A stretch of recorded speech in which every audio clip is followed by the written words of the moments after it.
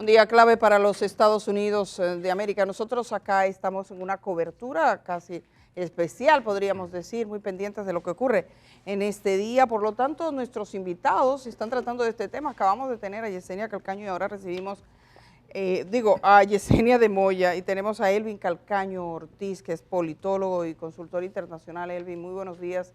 Qué bueno que estés con nosotros esta mañana. Muy buenos días, Edith, y así que un honor estar aquí. De entrada, ¿qué tú esperas que pase? Todo el mundo está muy pendiente, se cree que habrán grandes cambios, grandes retos, grandes desafíos, todos se preguntan. Entonces, como ya esto preocupó a la presidencia una vez, en cierto modo se les conocen las prácticas, pero dicen, es impredecible. ¿Tú qué nos dices?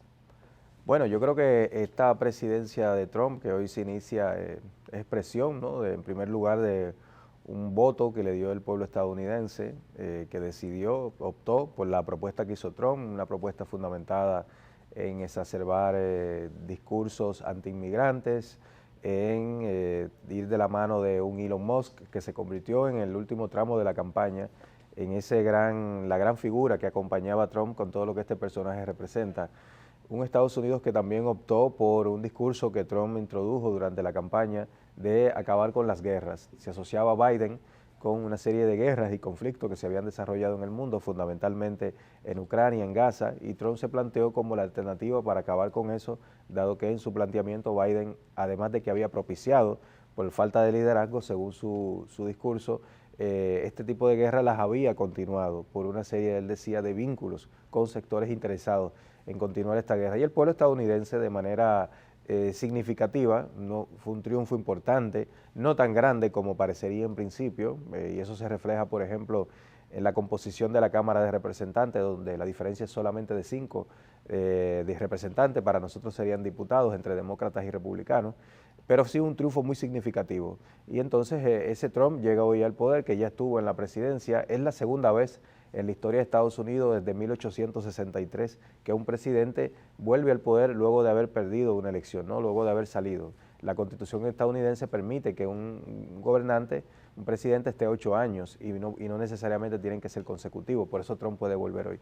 Entonces es un Trump en ese sentido, me parece, que viene a diferencia del primero, del 2016, que no esperaba ganar, que no tenía experiencia. Trump nunca había tenido experiencia pública antes del 2016, ya sí conoce cómo funciona el aparato gubernamental, ya sí sabe cómo se configuran todos esos intereses que gravitan alrededor de la Casa Blanca, del Pentágono, del complejo militar industrial, de los sectores de las finanzas, etcétera. Entonces va a ser un Donald Trump, a mí me parece que, considerando eso y el trayecto que ha tenido últimamente con todas las acusaciones, sentencias y todo eso, que podría ser incluso más peligroso para muchos sectores en los Estados Unidos y el mundo, porque ya digo, conoce cómo funciona el aparato, tiene ya un equipo definido, va a premiar mucho la lealtad, que eso se ha visto en los nombramientos que ha hecho, y que tiene sed de venganza por lo que él entiende que fue una persecución que se le hizo luego de haber salido al poder en el 2020. Sed de venganza. Hacer América grande de nuevo, make America great again, dice Donald Trump. ¿Será posible eso? ¿Es Donald Trump la expresión de un imperio en decadencia? Hay elementos de eso. La sociedad, Germán, la sociedad estadounidense, a mí me parece el que Trump esté hoy en el poder, un personaje que no se ajusta a lo que era la figura tradicional del Partido Republicano, ¿no? Del Grand Old Party, el GOP. Trump no se ajusta mucho a lo que era un republicano tradicional como un George Bush, como un Donald Rumsfeld, como lo fue Bush padre, como lo fue incluso Ronald Reagan. Conservador hasta en el estilo. Claro, en ese tipo de conservadurismo y representar lo que significa el Partido Republicano. El Partido Republicano en Estados Unidos, como decía George Lakoff, es una mentalidad más que un partido. Es la mentalidad del centro y sur de los Estados Unidos. Claro, de ver con suspicacia al Estado, de pedir un Estado más reducido, que le permita un ámbito más significativo al individuo. Todo esto, Trump rompe con la mayoría de ese tipo de cosas. ¿Y por qué Trump rompe con eso? Porque efectivamente Trump es la expresión de un quiebre que hay dentro de la sociedad norteamericana por la cantidad de contradicciones que se han ido acumulando en esa sociedad, que por ejemplo es un país que destina más recursos a financiar una guerra en Ucrania que para atender los incendios en California. ¿Qué cosa? A mí me llama la atención, es una locura. Claro, son cosas muy fuertes. Sí. Es un país que destina más recursos para eso que para su propio sistema de salud. Hay 60 millones de norteamericanos que no tienen seguro médico. Hay más de aproximadamente unas 60.000 muertes, según un estudio de la Universidad de Michigan en Estados Unidos, que se producen anualmente de gente que se enferma y por miedo a ir al hospital y no endeudarse, no van y se mueren. Eso pasa en Estados Unidos. Entonces Trump es una expresión de esas contradicciones, del empobrecimiento de la clase media americana por el problema de la desterritorialización del capitalismo, de esa cantidad de empresas del cinturón industrial que se han ido a China, que se han ido a Asia, se han ido a México y a otros países del mundo. Trump es una expresión de todo eso, de un país que está quebrado internamente. Y en ese contexto habría que preguntarse, ¿está Estados Unidos en las condiciones de, en la geopolítica de hoy, asumir ese liderazgo absoluto que Trump plantea con lo de Groenlandia, con la cuestión del Canal de Panamá, con su confrontación con China, planteando de que va a anexar Canadá, una serie de cosas? Pues yo tendría bastantes dudas sobre eso, porque primero que resuelva los problemas internos que tiene esa sociedad, que son muy grandes, y después que habría que ver si estaría en condiciones de un mundo multipolar como el que ya hay, con potencias emergentes, con nuevos claves, nuevos movimientos entre países. Habría que ver si Estados Unidos está en capacidad de controlar todo eso. Hoy amanecemos, Elvin, con las imágenes de los rehenes palestinos que están siendo liberados, también con las 3 mujeres israelíes que fueron liberadas ayer por el grupo Hamas. Todo ese trayecto, ese camino de la liberación de estos rehenes, las diferentes situaciones que se han dado. Algunos dicen que el gobierno israelí estuvo compelido a un acuerdo porque venía este presidente. Y es triste pensar que los demócratas fueron mucho más lentos. O sea, él dijo, esto lo quiero resuelto. Y por las características del Partido Demócrata dirías, bueno, no estaría tan afín a una guerra, pero sí, lamentablemente es así. ¿Hasta qué punto ha sido, se le puede atribuir el éxito al nuevo mandato, al nuevo inquilino de la Casa Blanca y no al que acaba de salir? Sí, la información que ha salido es que Trump tuvo una voz cantante en esa negociación del acuerdo al que se llegó entre Hamas y el gobierno de Israel. Se dio algo que fue inédito en ese proceso, y es que el representante de Biden para Medio Oriente y el representante de Trump para Medio Oriente, Trump sin estar todavía en función, estaban negociando juntos, uno en Qatar y el otro en Israel, para llegar a este acuerdo. Efectivamente, es muy triste que el Partido Demócrata y los demócratas, ¿no?, y Biden no pudieran haber obligado, porque esa es la palabra que hay que utilizar, a Netanyahu a llegar a un acuerdo con Hamas, y le permitieron desarrollar toda esta maquinaria de guerra y de muerte acusada de genocidio por organizaciones y formalmente ante el Tribunal Penal Internacional, que no lo pudieran detener, y tuvo que venir Trump con sus maneras y sus estilos, y la información que hay es que simplemente Trump le dijo a Netanyahu, tiene que parar la guerra, no quiero tener ese problema, si no vamos a tener problemas, ¿no? En su estilo muy directo. Ayer salió una información en ese sentido, por ejemplo, en Al Jazeera, de que así fue la negociación, la última conversación, donde Trump le dijo, esto hay que acabarlo, y punto. Y entonces, claro, eso refleja una gran debilidad y una gran contradicción de los demócratas, que le costó electoralmente. Por ejemplo, la única ciudad en Estados Unidos donde hay una mayoría musulmana está en Michigan, que es uno de los estados clave para ganar la elección. En esa ciudad, que tiene aproximadamente 130.000 habitantes y que una elección cerrada siempre es clave en ese estado, Biden había sacado el 80% del voto en la elección del 2020. Ahora Kamala solamente sacó el 42%, porque la comunidad musulmana en Estados Unidos estaba viendo lo que era evidente, que el gobierno demócrata le estaba dando una serie de concesiones a Netanyahu, que es un personaje de ultraderecha y que tiene poco que ver incluso con las ideas que que se entiende que proclaman los demócratas, y se le dio vía libre para hacer todo esto en la guerra, mientras que Trump, que se entendería que coincide más con sus ideas, fue quien lo pudo frenar. Eso es una realidad, y eso yo creo que le va a estar costando electoralmente a los demócratas y a su imagen ante el mundo durante mucho tiempo. Todo lo que le permitieron hacer a esta gente en Gaza, esa destrucción sin precedentes en una guerra que ya era innecesaria y que, como vimos ayer, Hamas sigue operando en Israel, le estaban entregando ellos Hamas, mientras Netanyahu decía que era una guerra para destruirlo.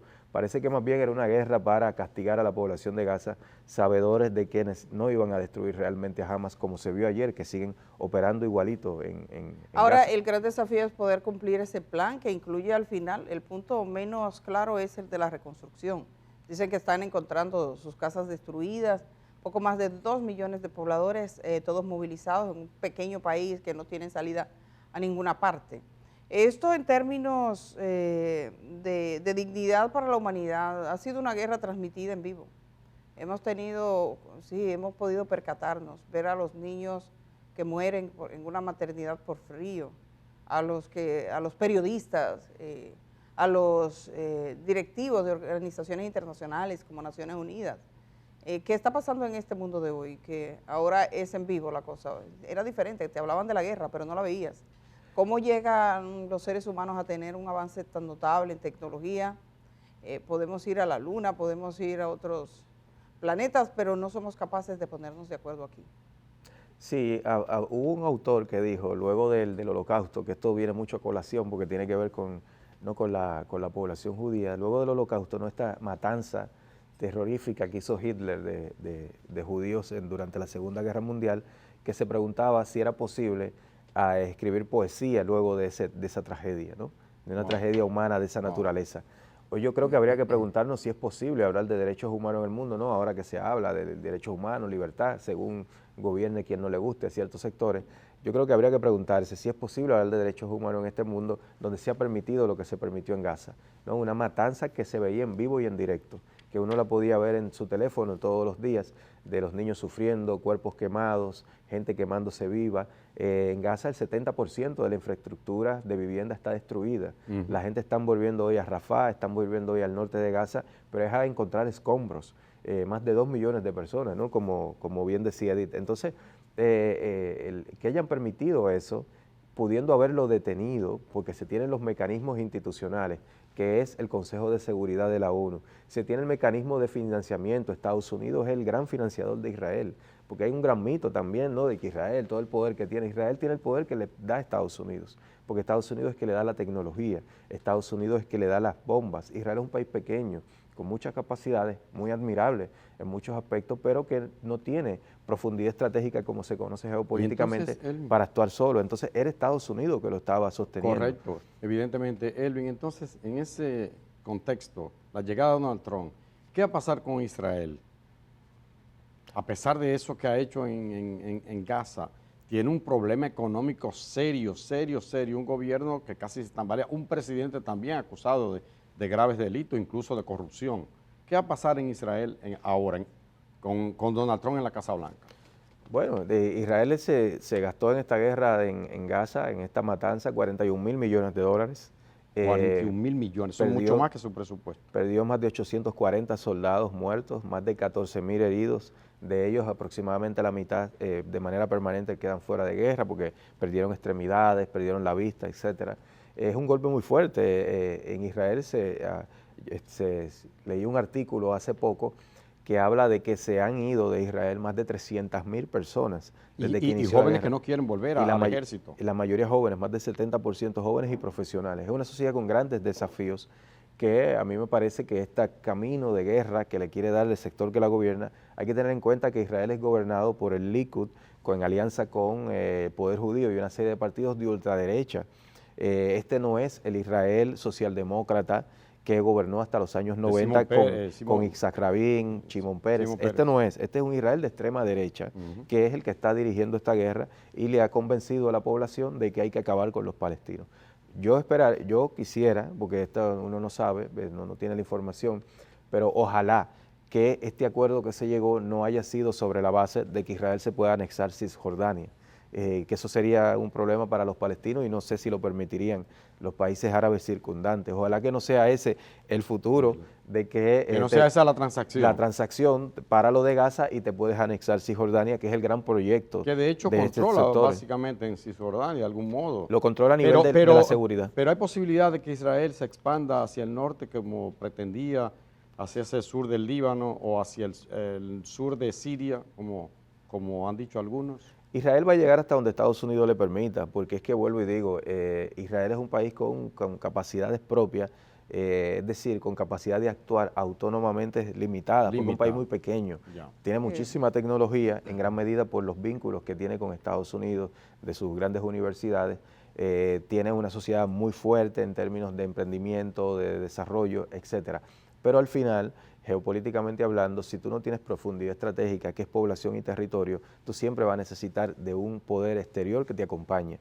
Israel va a llegar, por tanto, hasta donde le permite Estados Unidos. Si Estados Unidos lo frena en su momento, Israel se quedaría donde está y ojalá que sea junto con un Estado palestino. Sí. Ayúdanos a comprender, Elvin Calcaño, cómo es que en Estados Unidos, que a veces tenía que renunciar un gobernador o tenía que renunciar un congresista por un problema menor, alguien condenado, como es el caso de Donald Trump, llega a la Casa Blanca pese al asalto al Capitolio, a su negativa a reconocer al presidente saliente, a todos estos hechos, a los procesos judiciales que confrontaban. Sí, el Donald Trump rompe muchos esquemas, es un populista, en este caso de derecha, ¿no? Hay populistas de derecha y de izquierda, Trump es uno de derecha, y ese tipo de figuras rompen muchos esquemas porque son la expresión de crisis que se dan al interior de la sociedad, donde ya los consensos dejan de ser los que eran antes. Ya en Estados Unidos el consenso político no es por el centro, sino que tiende a irse hacia los extremos, en este caso hacia un extremo de derecha, con un discurso xenófobo, un discurso de este Make America Great Again, que mucha gente lo interpreta en Estados Unidos realmente como un volver a Estados Unidos blanco de nuevo, como dicen Wendy Brown y una serie de autoras que han investigado mucho el fenómeno. Entonces Trump tiene realmente una serie de licencias y él lo entendió muy bien. Trump en el 2016, en la primera campaña que él hizo, él dijo, miren, yo puedo matar ahora mismo en vivo a una persona y van a seguir votando por mí. Lo dijo así, literal. Sí, y es verdad, él estaba entendiendo el fenómeno, porque es que la gente... Bueno, miente él y Elon Musk. A Trump le contaban... Y Fox, esa gente mienten. Cuando Trump fue presidente, que tuiteaba como 800 cosas diarias, a través del fact-checking, demostraron que más de la mitad eran mentiras. Eran cosas inverificables, que no tenían sustento. Pero la gente que lo apoya cree eso y lo sigue sustentando. Entonces, quiebra los consensos, la gente le permite decir cualquier cosa, y en la medida de que Trump siga representando una alternativa ante los demócratas, porque hay que hacer hincapié en los demócratas que han tenido, el gobierno de Biden fue un mal gobierno. Obama, por ejemplo, había sido, en mi análisis, un presidente bueno para Estados Unidos, malo para el mundo.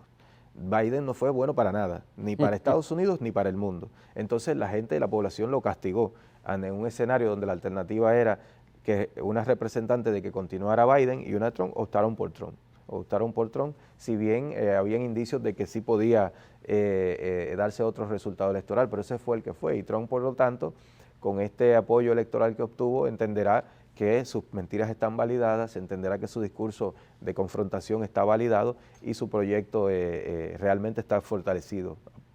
Correcto, Indira Suero. Yo sí que uno se llega a sorprender por esto, todo queda aparcado, los procesos judiciales. Mientras tanto, de hecho, un juez tomó decisiones, pero dice, no implica que vaya a la cárcel porque es el presidente de los Estados Unidos. Veía un fiscal que le dijo, yo estoy consciente que estoy hablando probablemente con el próximo presidente de los Estados Unidos, pero el Poder Judicial también podría verse afectado por decisiones que se tomen en este mandato. Sí, bueno, el Tribunal Supremo de Estados Unidos hoy día tiene una mayoría de 6-3 conservadora, y de esos 6 jueces de la mayoría conservadora, 4 fueron nombrados por Donald Trump, que es el presidente, es uno de los presidentes, no me acuerdo cuál sería el otro, podría ser Eisenhower en los años 50, que más jueces ha nombrado al Tribunal Supremo de los Estados Unidos. Y en Estados Unidos el Tribunal Supremo tiene una fuerza muy importante de determinar muchas cosas que luego se convierten en prácticas dominantes de la sociedad a través de sus decisiones. Por ejemplo, fue el tribunal que en el 1976 aprobó el aborto, que luego se convirtió ya en algo normal en estados como Illinois, Nueva York, etcétera, en Estados Unidos. Entonces, judicialmente a Trump no va a haber cómo detenerlo, ya se demostró. No se lo pudo detener como candidato, mucho menos como presidente. Entonces, por la vía judicial no hay ningún camino frente a Trump, es una cuestión política. en este caso para que haya una alternativa distinta a lo que representa Donald Trump dentro de los Estados Unidos y para el mundo, por el influjo, ¿no?, y la proyección que tiene Estados Unidos. Donald Trump es el representante también fuera de los Estados Unidos de una tendencia que se da hoy en muchas sociedades hacia la normalización de discursos de ultraderecha. Eso es lo que Trump representa fuera de los Estados Unidos, donde nuestro propio país no está exento de eso. Bueno, pues seguiremos conversando contigo próximamente. Te agradecemos mucho la presencia tuya esta mañana, Elvin. No, gracias a ustedes, Edith, Indira, Germán, un honor siempre estar aquí. Muchas gracias a Elvin Calcaño, politólogo, lo pueden buscar en sus redes sociales. Gracias por estar acá. Nos vamos a la pausa. Cuando regresemos vamos a hablar de un tema. Aunque tenemos todo esto en Estados Unidos, no nos podemos descuidar de lo de nosotros. Vamos a mirar, allá hay una parte, pero aquí hay unas cosas fuertes. ¿Qué pasa con las cuevas del Pomier? ¿Por qué estamos en esta situación con las cuevas del Pomier? Que se ha destruido una parte y el gobierno todavía necesita más estudios para tomar una decisión. ¿Qué pasa con el medio ambiente en sentido general? Alguien que está en capacidad de evaluar eso está con nosotros. Soy Luis Carvajal, es parte del equipo medioambiental de la Universidad Autónoma de Santo Domingo y también de la Academia de Ciencias. Pero más que eso, la voz de Luis Carvajal es la de un hombre libre, que no hay negocios detrás de lo que dices. Él habla de lo que cree, así que vamos a regresar de una vez.